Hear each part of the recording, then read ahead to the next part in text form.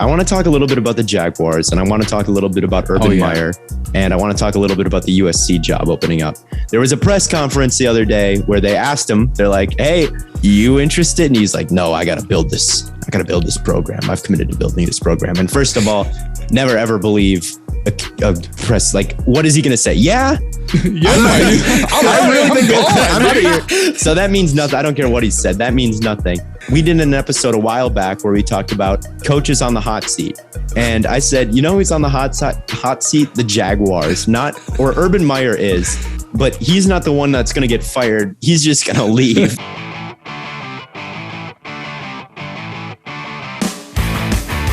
What's up, everybody? Welcome back to another episode of Stay Hot. My name is Blaiden Kirk, and I'm joined, as always, by two wonderful gentlemen in Theo Ash and Matthew Sponhour. How are you guys today? I'm bad, Blaiden. I'm real bad because you made a bet that I made too many bets on a game that I didn't know Gibson enough would have about. 17 and a half receiving yards. It's not just Gibson. I had a bet that Daniel Jones would throw a touchdown in each half, and he didn't do that. And well, the half's not over yet, man. But he didn't throw a touchdown in the first half, so that one's already busted.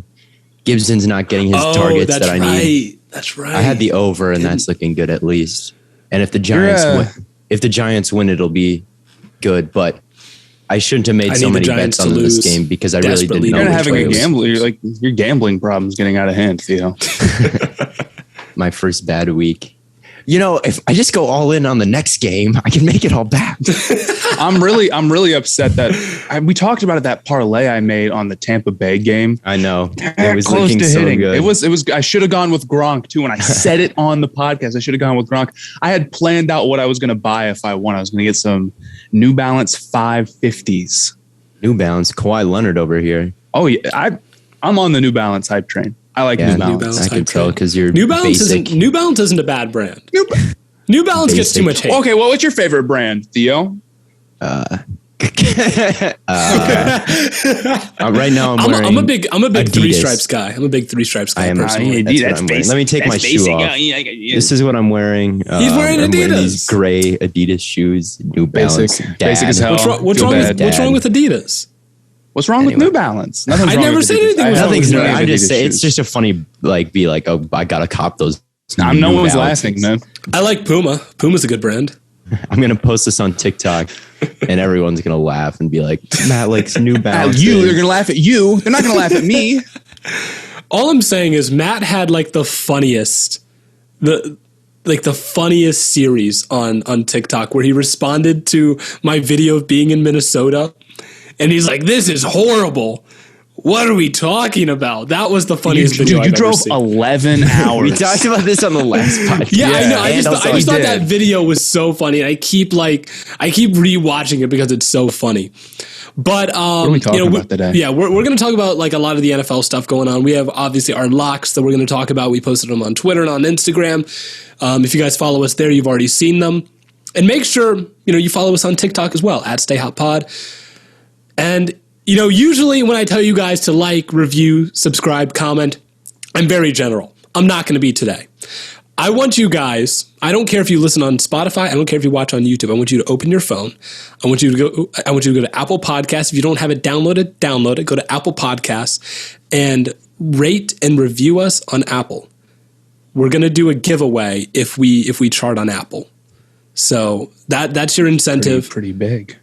Not sure what we're going to give away yet. Maybe it's going to be a meet and greet with Theo. He'll fly you out. I already revealed. Whoever we were doing room reveal. I've revealed where I live exactly multiple times. I've set my address in the Discord, and the other thing I did is I just posted my exact view. I'm across the street from this bar, and when I did my apartment reveal on TikTok.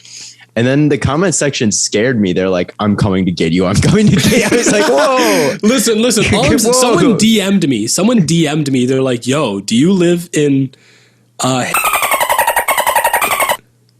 I'm like, I don't know how to respond to that. Anyway, we should get into the voicemail before we get into the locks. Before we get into the voicemail, or before we get into the locks, yes, we should get into the voicemail. The voicemail of the day. I don't know why we call it the voicemail of the day, because it's not a daily thing, but it's the voicemail of the episode. But every day we record, every day that we record an episode. The bi-weekly voicemail of the Stay Hotline is of TUI, Mint Mobile, and we're, of course, pumped to all be a part of Mint Mobile. Let's hit it. Hey, my name's Ben. I'm from the Chicago area, and I was just calling in to ask you guys, who do you think is the best tight end in the league right now? Not just receiving, because obviously that'd be a guy like Travis Kelce or Darren Waller, but all around. Personally, I think it's George Kittle, but I really want to hear you guys' opinions. All right, thank you. I say, on the count of three, we all say who we think it is. 1, 2, 3. George Kittle. Yeah. Okay. Look, yeah. Here's the thing. The one thing that's killing Kittle for me is that he didn't go to the college that I go to.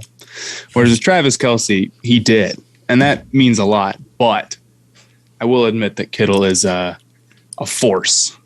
Yards there was a catch. play I saw versus the Lions where Kittle pancaked 2 Lions defenders in one play. Like, he loves to block. And Kelce, he was on the broadcast, the Manning's broadcast, and he was like, I don't like broadcast. When they bring me in line to play me in line tight end. Because he's too good for that. I know, and it's like he knows he's so good. Like, he's so good, but like Kittle's mentality, like, and just like the dog in Kittle, and to do what he does with a worse quarterback. I think I prefer Kittle slightly to Kelce, and I think Waller is honestly every bit as good as they are. It's a clear top 3. And of course, Waller's my offensive player of the year pick, which aged, I mean, you got how many targets in game 1? Like 20. That dude got, I believe. Yeah. If he, you know, he had some moments where he tried to catch a pass with one hand, and he shouldn't have done that. And he's probably not as good of a blocker as Kittle, but Brian Edwards. I think it's Kittle though. All right. Yeah, no, I think we can all agree that it's Kittle. It's so close though. There's no I'm not going to die on the Kittle hill if you think it's Kelce. I don't think you're stupid at all. Kelsey's I think that's a totally valid Waller's answer. Awesome. And I think Waller's honestly a valid answer, and it's going to be even more so when he wins Offensive Player of the Year. What if he doesn't? Then what? Everything Theo says comes true. A bunch of yards. What if Waller doesn't win Offensive Player of the Year? Then what, Theo? So if Waller gets a bunch of yards or whatever, and let's say he breaks the record and he wins Offensive Player of the Year, does that make him your number 1 tight end? Oh, I don't know. It depends on the year Kittle has and the year Waller has, but it would make him, I don't know. It would make it an argument, because right now I don't think anyone says Waller's number 1. Like, they all know that he's really good, but no one has him at number 1 over Kittle and Kelce. He needs to have that kind of an outstanding performance. If he takes 20 targets a game and puts the offense on his back and carries the Raiders to some nice wins, like, yeah, I feel like you've got to be like, if he has 350 targets this year in a 17-game season, if he shatters the tight end yards record. I don't know if like that target workload is like disappearing into the night. You know, it's serious. Gruden called him the best player he's ever coached, and he coached Jerry Rice. Anyway, what are the most guy?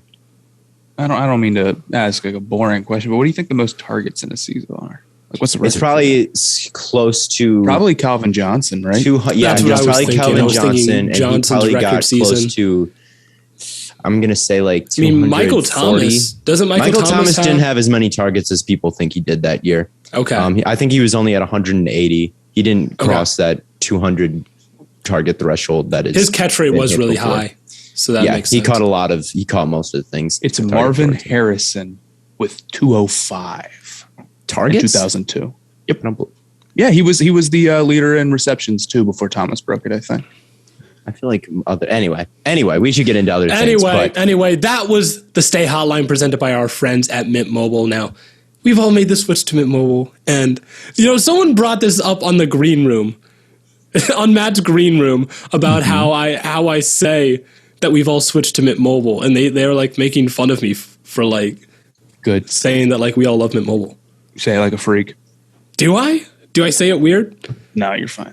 Nice. I'm just Glad to have your approval, man. Well, we have all switched to Mint Mobile, and we all think it is fire because we're on the Stay Hot podcast, and the Stay Hot podcast is hot. Mint Mobile offers premium wireless for just $15 a month. All plans come with unlimited talk and text, along with high-speed data delivered on the nation's largest 5G network. Use your own phone with any Mint Mobile plan and keep your same phone number, along with all of your existing contacts. And if you're not 100% satisfied, Mint Mobile has you covered with their 7-day money-back guarantee. Switch to Mint Mobile and get premium wireless service starting at just $15 a month. To get your new wireless plan for just $15 a month and get the plan shipped to your door for free, make sure you go to mintmobile.com/stayhot. That's mintmobile.com/stayhot. Cut your wireless bill to $15 a month at mintmobile.com/stayhot. Now, before we hop in to the NFL, because we all have to cover our locks and give our reasoning and our strategy behind me picking 6 locks, because apparently that's absurd. I won my flag football game, 20-6. And did you play both? You said you were going to play both offense and defense. I played both ways. I played receiver and safety. What was the stat line looking like? I had an interception return for 60 yards. Okay. And I had two pass breakups, but we didn't get our offense was really weird. So we did not anticipate. We had some ideas for what we wanted to do. But then we didn't expect them to blitz 4 every single time. What did I say? What did I say when I was giving out my flag football advice? Is there's never enough time. We didn't overcomplicate immediately. That is the number one fantasy football coaching tip that exists. Is you have to get the ball and throw it immediately. I'm not letting you get away with this. I'm not letting you get away with this, Blaiden. First off, I asked if I could come and call the plays, and you said no. You guys would be way better off if I was calling the plays. Listen. And the reason, no. The reason why you said that I couldn't is because you were. So you did a bad job of calling the plays, and you're blaming the play calling and not giving off offensive stats. Sounds to me like you got locked up. You got clamped, bro. Listen. Someone had you on an island. First of all, they blitzed 4 again. They blitzed 4 every time. I brought guys in to block, and it didn't matter. Our O-line just got destroyed. We were out here with the Giants offensive line. Just didn't matter. But I did implement some short stuff. I talked to our quarterback. I told him he needs to start taking deeper drops because he was taking a 1-step drop. I'm like, you need to get back. You need to go. How does blocking work in your flag football? They didn't realize it. I wasn't paying attention to them during the game, but I talked to them today. They didn't. You can do whatever you want on the O-line. They're not paying attention. You can do whatever you want. Just get the ball out fast. Get the ball out fast. That's what we're. That's the key. I implemented. Decide who's getting the ball. Decide who's getting the ball. Don't let your quarterback make reads. Decide who's getting it. Throw a check down every play. Our quarterback was a high school quarterback. That dude's legit. Don't let him make reads though, because it's not. No one's doing it. He doesn't have time to make reads. That's the you guys problem. I want a Hard Knocks on your fantasy league. I want, instead of the Colts, which they're doing the weird. You keep saying fantasy, the flag football. I'm sorry, my brain is broken. Matt, come out to the. I have someone. He DM'd me on. Was it? No, he emailed me. This guy emailed me, and he wants to film the games. So the next game Tuesday at 10:15. I'm gonna have him. I'm gonna do live stream on TikTok of the game. That'll be cool. I want a Hard Knocks. Yeah, this is Hard Knocks. It'll be more interesting. Hard Knocks, Blaiden's flag football. Hard Knocks has been so lame recently. There's been no interesting moments in this season. So they announced they're gonna do an in-season one with the Colts. My expectations on it, not very high. Plus, Amazon does an even better one thing. I know the Panthers. All or Nothing was good. All or Nothing's going to be better. So I don't know if they're just competing. They did the Cardinals, right? Because that's already they've done Panthers, Cardinals. I'm not too interested in watching Hard Knocks because it's so clear that their access has been limited compared to where it was and again, the teams just don't give any good drama or information. So it's just pretty lame nowadays, in my opinion. Yeah, I don't know. It is what it is. But yes, we will be live streaming my next flag football game. I think we fixed our offense, but our defense is nice. We're lurking all over the place. We're running 2 high safeties. I taught all our guys how to cover, and we're killing it. So we're going kind of crazy. We're thinking about maybe running like a cover 3 concept next game. See how that works. But let's hop into our locks. Theo's like, stop overcomplicating. You're doing too much. You're overcomplicating. You got to get the ball and throw it immediately. Everyone plays man, and that's it. We're not playing flag man. Football. Nope, I don't trust. No, we're not playing man. Nope. You don't trust. Okay. All right, whatever. Anyway, that's enough flag football. Let's get on to that's the enough real, flag football. Let's hop into our locks. Our bet. I don't even know what it is. It's like our locks and our best games, but it's mostly our locks. Theo, you picked 3 locks again because you have a 3-0 lead on Matt and I. I just think that those are the 3 locks. If there were more. If there were more, you would pick more? You are, I think, Blaiden, your problem, you're thinking too much about like the score. Just pick the lock. I did pick the teams that I think are going to win. Well, right now, one of your locks, Washington, is down 17-13 in the 4th quarter. I will say, Blaiden, 6 is too many. You picked 6 locks to make up ground. If you were to parlay, money line, all of those things, you'd be in the pluses like by a lot. You would not be favored to have all of those things hit. All right? I understand. And that's what you do anyway. I'm not favored, but I don't know. You are on the brink of going 0 for 4 on guarantees. You're looking like Charles Barkley right now. I would say, because what is your mindset on what was the Washington over New York lock logic? I had more faith in Taylor Heineke. Okay.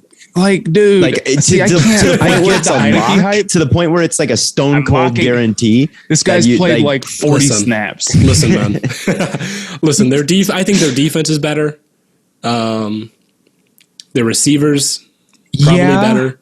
It's just like literally like at what position group do you think the quarterback? I would rather have Daniel Jones than Taylor Heineke. I can understand off of one playoff game. I don't trust Heineke. I can understand taking Daniel Jones. Yeah, but I think that the skill position players of New York are better and better than the Washington secondary. Okay, I'll give you the secondary. I would have favored.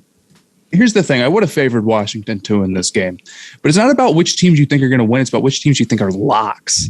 And we're picking games here with this is a very close, very tough game.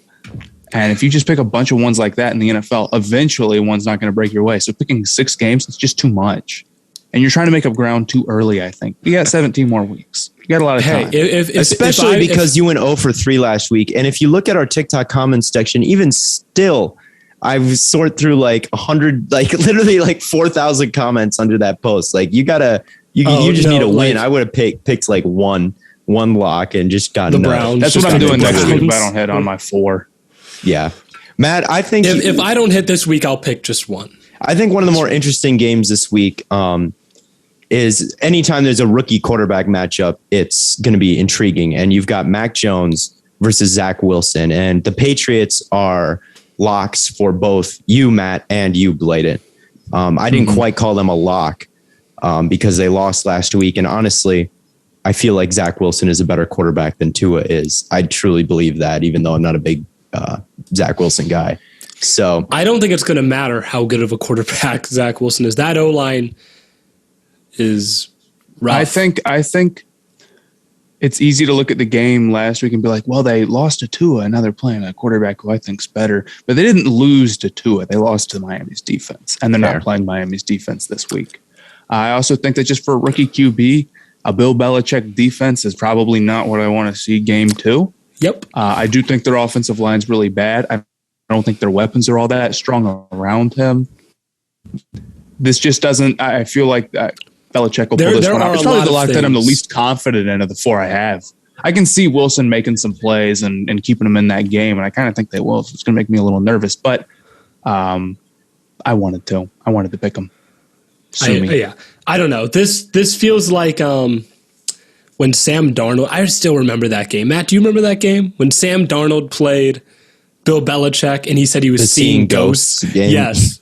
Bro, that's exactly what this game feels like. It feels like it's going to be a lot like that, where Belichick's going to throw a bunch of looks at him. I don't know if Wilson's going to do that bad. I guess I'm not projecting. Maybe not that bad. It's not unthinkable, but Belichick's going to throw a lot of looks at him. It's what he does.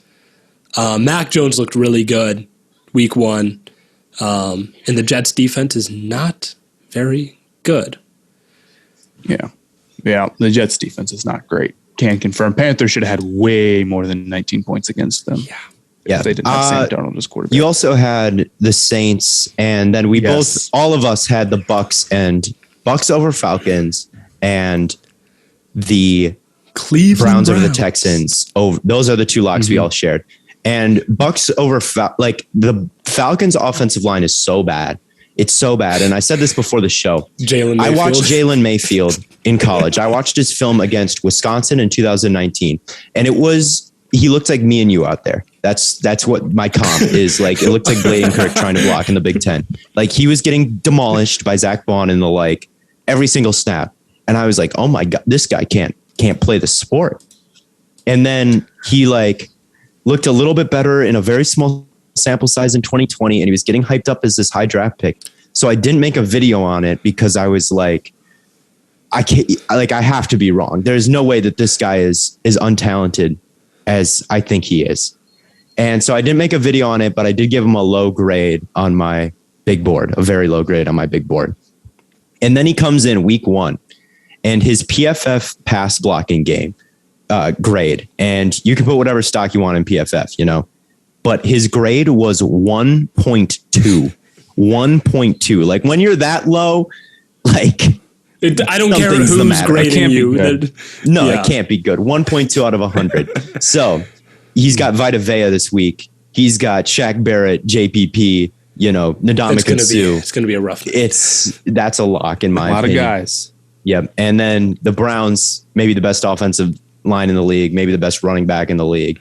Odell is hurt for another week, unfortunately. I don't think I think the running game will run all over Houston in a way that Urban Meyer couldn't quite commit to, and Browns should get a pretty easy dub there. So those are 2 locks that we all agree. Can I explain my Saints pick? Yeah. I'm the only one who had the Saints because I'm the only one who's a Panthers fan.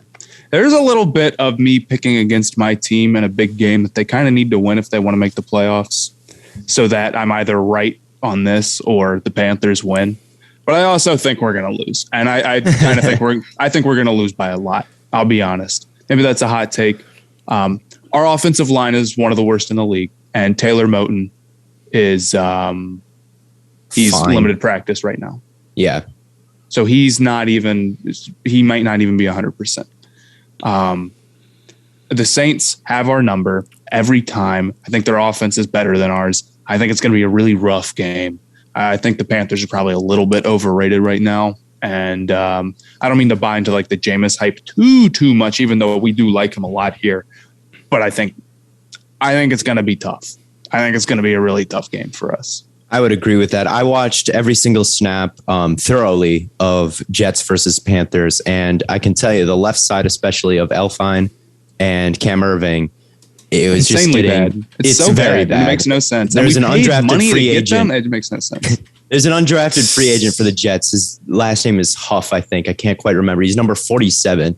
And as soon as you turn on the tape, he's just smaller than everyone else there. He's just a little guy. And it's like, okay, there's an undersized D-end wearing number 47. That's what I would describe as an agent favor. And it's like, okay, what is the undersized? What is he doing? And on the first running snap, Irving threw him out of the club. He can't defend the run. So I'm like, okay, this guy. What? Shit, no, go ahead. My fault. No. So he's not a good player. Obviously, he is not one of the league's elite right here. But he was continually getting pressure. Not so much versus the run, but Cam Irving, a lot of trouble pass protecting, and Quinnen Williams ate Pat Elfline's lunch. Did we ever explain the agent favor?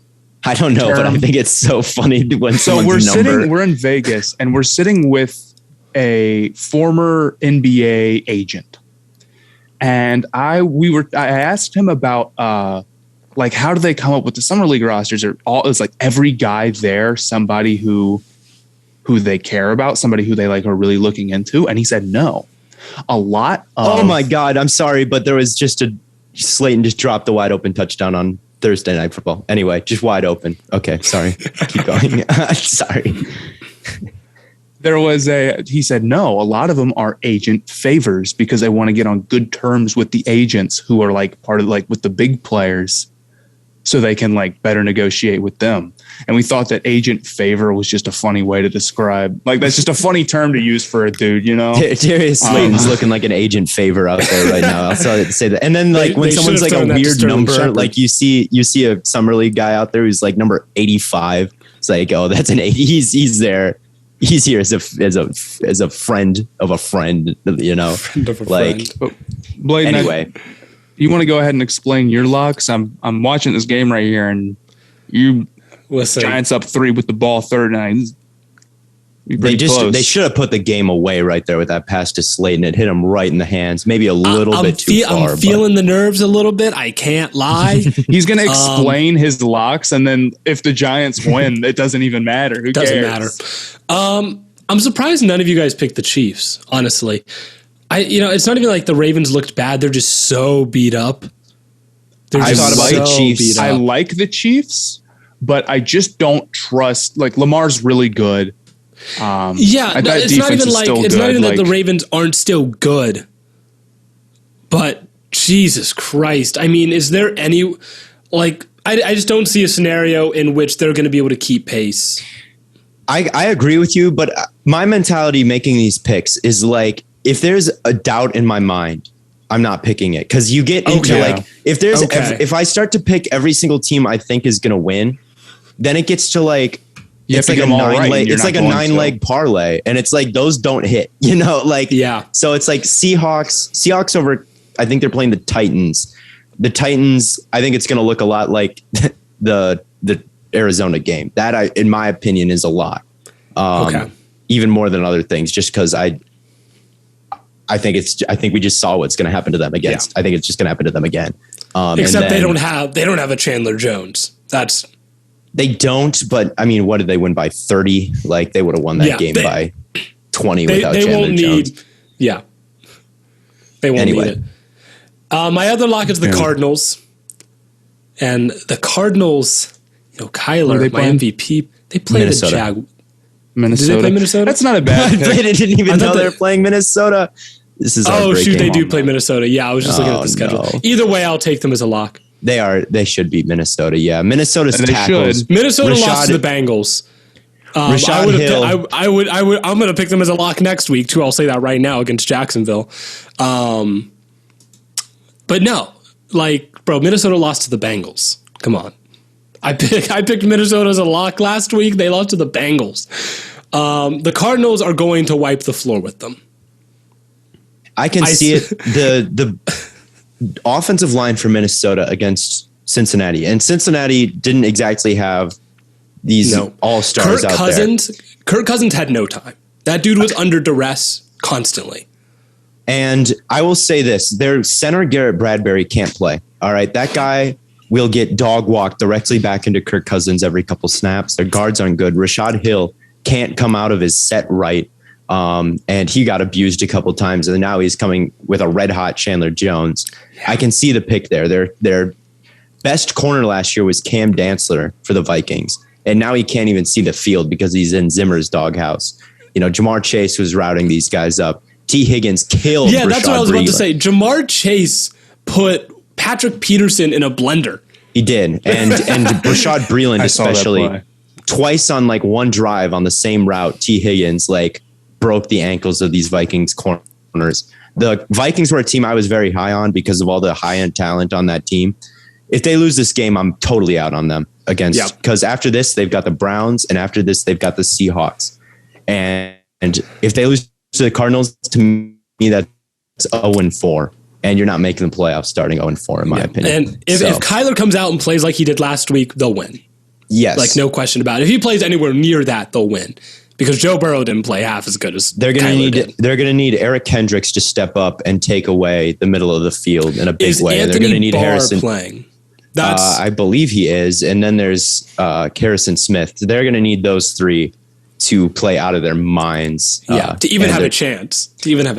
Maybe Patrick Peterson can give them some tips on like what Cliff Kingsbury's going to do.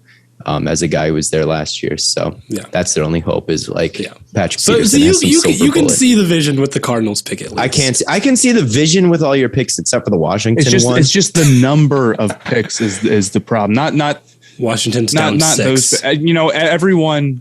I dropped that video about my picks on TikTok, and everyone's like, "Why didn't you pick this team or this team or this team or this team?" I can't pick 7 teams.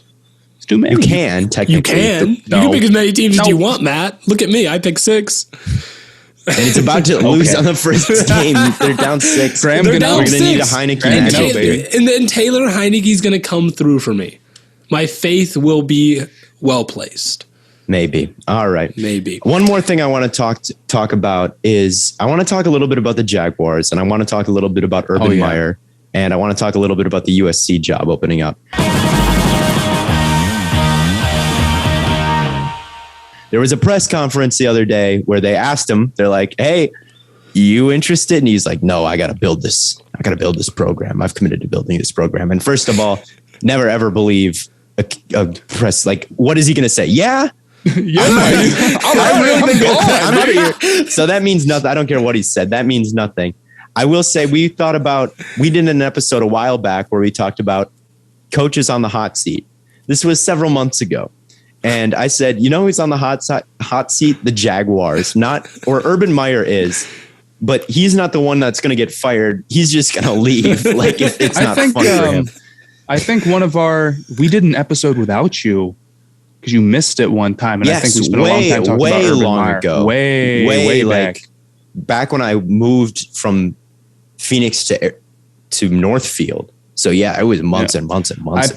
I'm thinking that Urban Meyer sitting here and he's like, I'd much rather be in college, be in the Pac-12, out recruit all these other schools, easy playoffs. Like looking at that versus being in the NFL and all the players are like adults. It's probably harder to coach and it's not used to it. And it's just, and no week is an easy gimme. He doesn't get to have like all 5 stars out against Illinois. It's not as fun. So Even if he does end up staying with the Jaguars, I think he really wants. He's only going to stay with the Jaguars because he knows he can't prove the Stay Hot podcast right. He doesn't. He wants to stick it to me. Yeah, us directly. McKissick just had about a 50-yard catch, and they're in the red zone. Washington. Let's go. But yes, here's there's been so many issues that have marred Urban Meyer, including, I think the most telling one is he said, yes, vaccination status plays into our decision on whether or not we're going to let people go or not. And then that launched an NFL investigation into him because he can't say that. I know that kills him and is frustrating and is like, I can't just be honest and I'm going to get investigations launched into me. Touchdown Washington. What a throw by Heineke. To who? 83.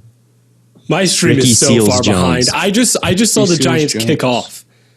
That's how far I'm behind so far my behind. stream You're just is. spoiling it and ruining my fun. Oh, sorry. Yeah. Anyway, I think that, like stuff like that, investigations launched into him, losing all the time. You see him on the sidelines and just read the body language. Read the reports that come out where it's like he's in a rage all the time. Didn't he say that he quoted himself that he was like, I don't get free agency. I don't understand it.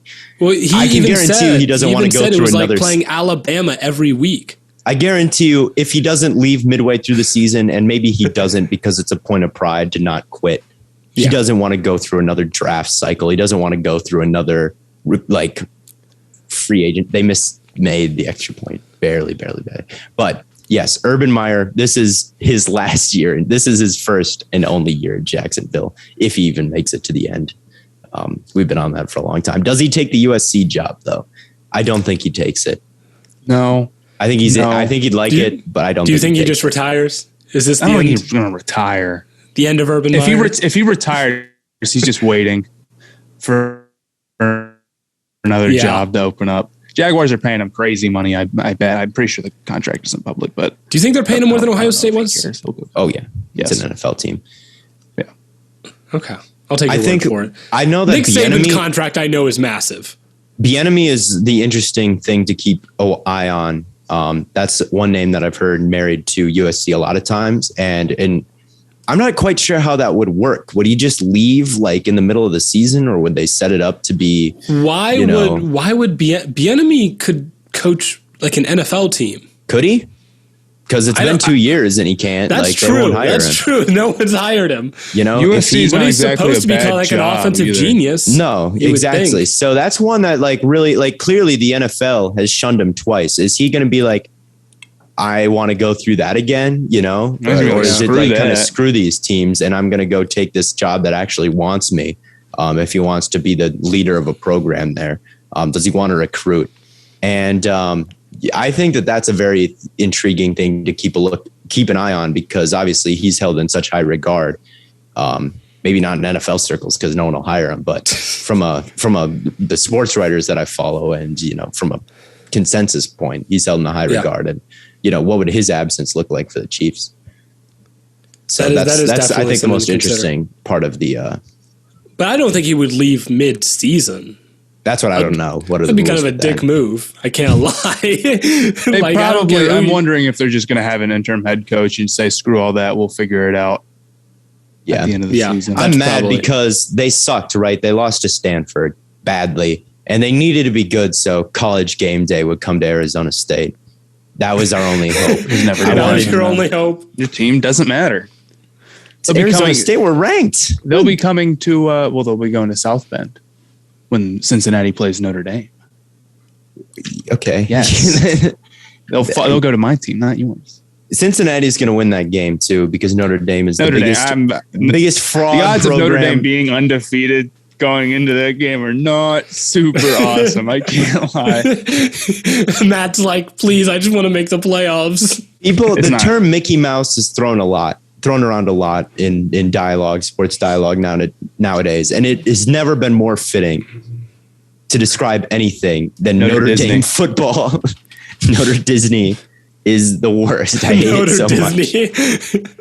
And who is the Notre Dame of every sport? I think like that's a question you've got to ask. I think the Packers are the Notre Dame of football. Not nearly in this. No, not nearly in the same way. The Cowboys are the Notre Dame of football. Yeah, I don't know. The Notre Dame. No, the Cowboys. Notre Dame has not every won year. Like a high-profile. Theo, bowl since even we hype up the Cowboys every year. The Cowboys have hype, and they never pull through. And the Packers maybe don't win a ton of like Packers won a championship in the last decade, maybe a little bit plus now.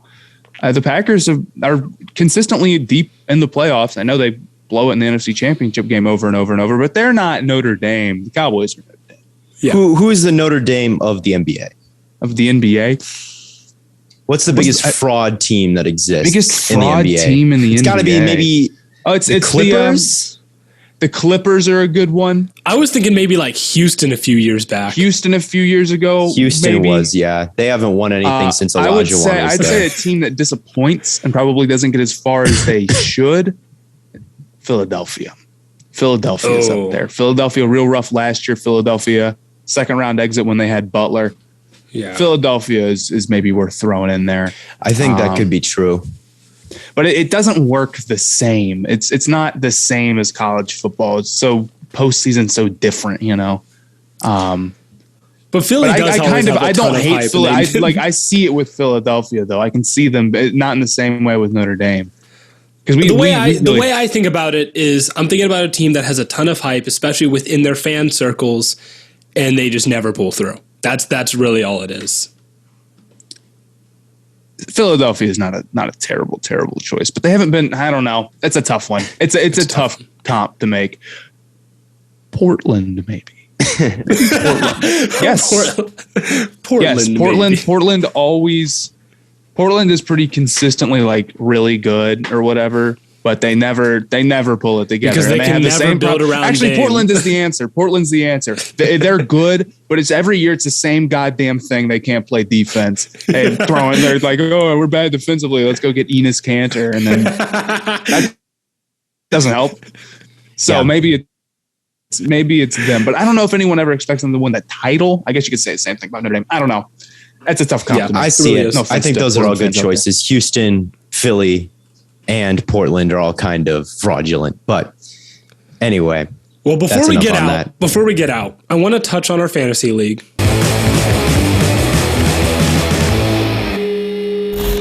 You guys played last week, and Theo, you won, correct? I did. Theo Theo did win. Got lucky. Nice. Apparently, Matt says he got lucky. Do you guys have any interesting matchups this week?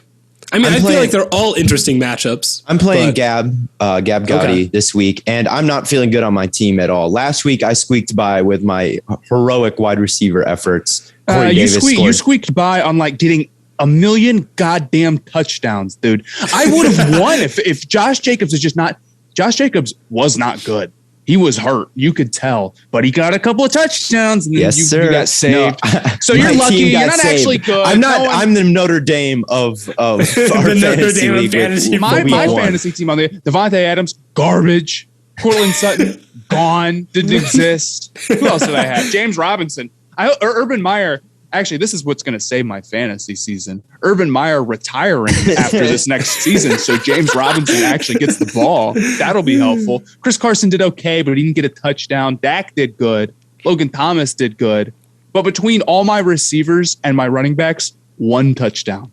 And I don't know if that's because I picked shitty players or because that's just like how touchdowns are. It's a lot of luck, but God damn it. You know, all I'm saying is you guys were trashing my team. Not super hard. You guys weren't trashing it super hard. Trashed your team. Will Blackman trashed the hell out of my team. He said my team was god awful.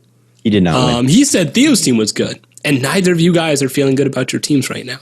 My team, listen to this. I've got my team. Here are my wide receivers next week. I've got Marvin Jones playing Denver. Corey Davis playing New England, and then I could either choose between Darnell Mooney playing Cincinnati and, Michael Pittman playing the Rams. So it's like, here's the thing with me. Here's the thing with me. I always am going to have a good week of receivers. Stephon Diggs plays Miami. If he doesn't ball out, so be it. A.J. Brown plays Seattle. Who's guarding A.J. Brown in Seattle? No one. Amari Cooper plays the Chargers.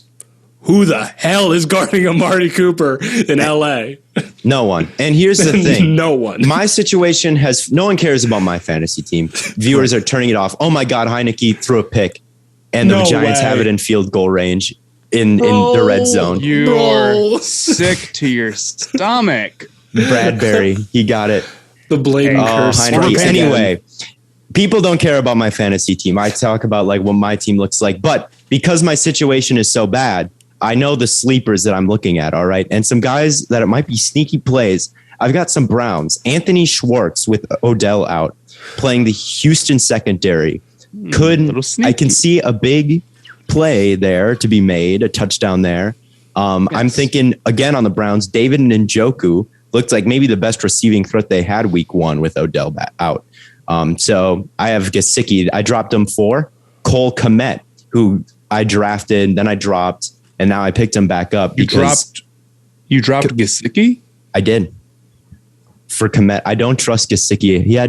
He had almost no snaps. I don't know. I might pick him up again. Maybe Matt's going to pick him up right now, but I don't know. Bro, you told me you dropped Gesicki but here's the thing. I need points. I don't trust him to get me. We had 0 last week. And I think Tua doesn't look any better. And Waddle looks good. And Parker looks good. And their other tight end got more snaps. And Gaskin looks good. And Will Fuller's coming back. I just don't see the avenue there for a ton of points. And Kmet was a guy who had tons of targets and a guy I liked anyway. So I was maybe looking at him instead. And I think that's a sneaky play. I think, who am I talking about? Njoku's a sneaky play. I watched every snap of the Panthers game, and I will say there were many deep shot touchdowns that I think Chin specifically had open, and not all of them got hit. And I look at Deontay Harris. I might bet on him to have a long touchdown. I don't know. I'm looking at the bottom of the barrel in this deep 16-man league. This dude is trying so hard. This dude is trying so hard. Listen, I play Chris Long this week. Beat him because Stafford plays Indy. You can't even talk, dude. You're fucking sweating over this game. I can tell. Listen, I'm fine. Okay. Listen, Stafford's going to do great. Stafford looked great week 1. I thought there would be like maybe a little bit of a hiccup period. No, they're awesome. They are. Myles Gaskin. Theo, I saw Theo give some Myles Gaskin praise. I was happy about that. He's really good. He really is a strong runner. Like, he's good at everything. And people think he's just like the guy in Miami just because they have no one else. He's legit good. It's going to help that there's no one else. I wanted to attack you, Theo. Okay. The general Stafford negativity coming from you. You'll be what if I said negative about Stafford? No, see, here's the thing, man. I know you're scheming. You won't say anything negative about Stafford, but you're like, his record against winning teams does worry me. And then if Stafford messes up, you'll be like, I told you guys, his record against winning teams is no good. I'm just saying, doesn't matter. He's awesome. He rules. And you know who he's gonna spread the targets out really nicely. That offense is awesome. My God, you're setting this up to talk about. No, I'm not setting up anything. I mean, if you want to, since you brought it up, yes, he's going to be throwing the Van Jefferson, baby. Look, that was not Stafford's slander. I think Stafford is good. I have them in the playoffs. I have them finishing second in the division. I do think that 8-68. I have them in the Super Bowl. If they lose some tough games, it wouldn't totally surprise me. Anyway, here's a kick. They're down 1. Graham Gano puts it through. 2 minutes left in the game. Washington down by 2. He needs a big drive. It's all up to him, baby. Anyway. Literally sweating buckets right now, man. Like, I need this so bad. Also, Raheem Mostert got hurt. And at first I was like, fuck. Actually, can I even say that on, like, I don't know. Anyway. I'm pretty sure we can say whatever we want. But anyway, at first I was like very concerned, but then I realized I also drafted Nyheim Hines, and now I'm feeling much better. Yeah, it's going to be very hard to keep Nyheim Hines off the field. It is. He's so good. But again, if you need Tyson Williams, you should accept my trade. I think it was something for AJ Brown. You're not trading for any of my receivers. I don't care. Can I make a trade? No one can trade for any of my receivers. Everyone's clowning the 3 receivers trap, but then everyone wants my receivers. Yeah, because you're back up. Blaiden, you're taking a victory lap maybe a little bit too early on the fantasy team, buddy. I was what? Yeah, you're relying heavily on Nyheim Hines here. He is an integral part of your football team. Hold on. No. I am not relying to have week 1. Raheem Mostert had 2 points. Myles Gaskin had 10 points, and I won by 8. And Amari Cooper had 32. We'll see if that continues. Yeah, Amari Cooper had 32. Gronk had 25. Yeah. You got a 2-tutty game from Gronk. I don't know if that's going to happen every game. It's not going to happen every game. But when I have 4 guys like that, the odds of me having at least a 1 touchdown performance from 2 of them, pretty high. Maybe. But anyway, I think that pretty much, I don't know what else we have to talk about. Man, we could always talk about the Browns more. Theo, I tweeted something and you were like, "You're a Browns fan?" We went the whole game. We went the whole time. I guess I talked about Schwartz, but you didn't talk about Schwartz. Yeah. No, it was because you feel the need. You set up something. You were like, as a Browns fan, like that needs distinction at this point. Yeah, as a Browns fan, you're like, "You're a Browns fan?" You say it all the time. You say it on TikTok. I'm like, do I not make that clear? Like, you say as a Browns fan a lot. I just think that at this point, the reason I said that was just in case someone who wasn't following us maybe saw us for the first time. Yes. No, actually, I got hate for this. I'm mad. Okay. Now every time I start off a video about the Panthers or the Hornets, I say I'm a Panthers fan or I'm a Hornets fan, because those videos sometimes they get a lot of views. I know that not all of them are following me, but then I get people in my comments. They're like, "I think we know." I know you know. Who cares?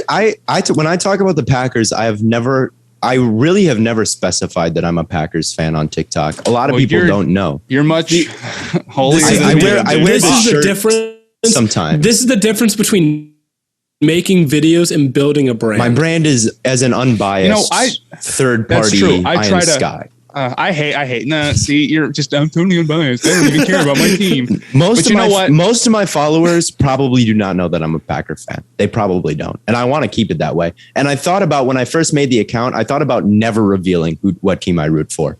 But I talk about them on Twitter. Like I clearly skew towards Packers games on Twitter. You're just never going to talk about your own team. I would never. I would never say that I'm a fan of them. I feel like I could do that. Here's the sneaky thing about you, dude. You try to tell me that you don't care about the Packers, but every time I bring up the view, I can't be hurt. But you've told me this goddamn NFC Championship game 2014 story at least 10 times, and I know you care. I know it can't. You are too big of a football fan. I don't believe it. You can say whatever you want. The thing I'm so big of a football fan that there are other things I find joy in the sport other than and we're just okay. You know, the Packers lost. He's just the bigger man. I see Vita Vea pancake someone though, and it brings a smile to my face. I see Myles Garrett beat.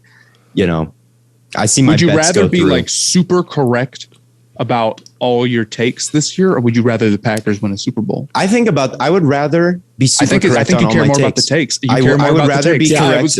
That's I would rather be right than the Packers choice. win because that does more for me. You know, that does from a gambling perspective, that would be nice. Packers fan. I would make money. When you go into the lifelong it would help Bears my career. fan I like my character. career more than I like the Packers.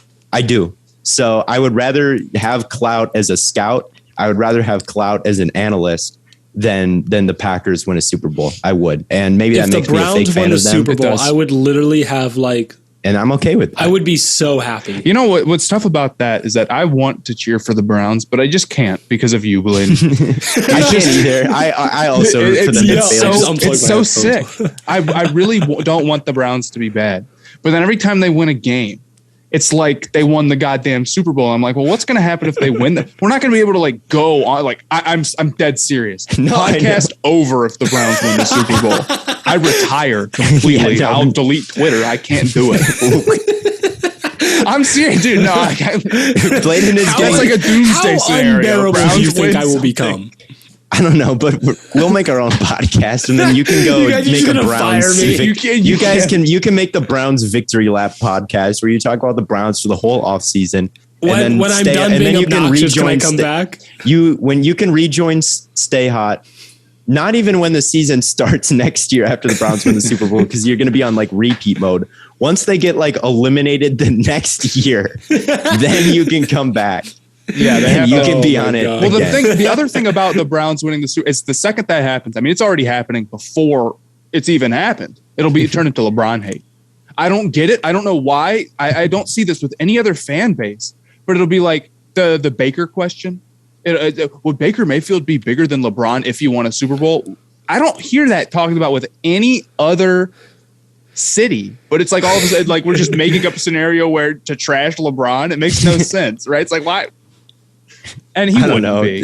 I don't know. LeBron, like he himself said, they're going to make up some standard that no one's ever been held to. But a Cleveland Super Bowl would certainly mean more than the finals. But Baker wouldn't mean as much to them winning as LeBron did to the Cavs winning.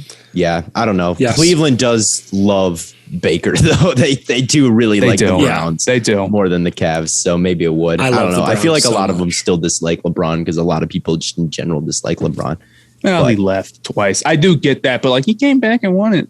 Yeah, and I feel he ended the drought. So Cleveland. I guess I'm not a Cleveland fan, so I can't. You wouldn't understand. You don't get it. I wouldn't get it, man. You're right. You just wouldn't get it. But I think that wraps things up for us. As always, tons and tons of content coming your way on all platforms. We'll be back Monday to recap week 2. Hopefully, all of my locks pan out. I am currently on the edge. I'm not on the edge of my seat because I'm standing right now, but metaphorically speaking, I'm on the edge of my seat. Man, but we'll be back on Monday to recap week 2. Don't miss out on all the great content coming your way on. I can't talk today. Don't miss out on all the great content coming your way on all platforms. And as always, from Corn Boy, Berry Boy, and Lemon Boy, we will catch you all on the flippity flop.